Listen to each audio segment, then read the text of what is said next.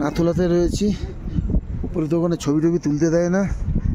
এই দেখুন পার্কিং, ভিউজটা দেখুন, কত ফ্যান্টাস্টিক ভিউজ নাথুলার। নাথুলাতে বরফ পড়ছে অল্প অল্প, মে মাসে এপ্রিল মে থেকে বরফ প্রচুর বরফ হয়ে যাবে, দেখতেই পাচ্ছেন অপরূপ দৃশ্য। চলো চলো চলো চলো চলো, একটা সামনের দিকে মুভ কর, না দিকে থাকা না, আমি তুলে নিচ্ছি। ওই যে লাল মতো দেখাচ্ছেন ওইটা চীন, ওখানে গিয়েছিলাম, ওরা ঢুকে দিয়ে একটা ফটো তুলেছি। ফটো কীরকম জানি না, ফটো ক্যামেরা ধরে ক্যামেরা নিয়ে নিচ্ছে, ফটোতে ডিলিট করাচ্ছে। দৃশ্যটা দেখো, এখানকার ওই লাল মতো টিনের যে ছাউনি ঘেরা, ওইটাই হচ্ছে যে নাথুলা পাস। ও দিকটা এটা গোটাটা নাথুলা এরিয়া। ভিউ অপরূপ দৃশ্য, অপরূপ দৃশ্য।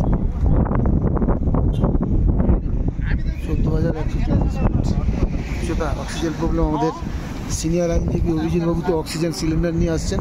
উনি অক্সিজেন সিলিন্ডারটা না নিলে অসুবিধাই হতো।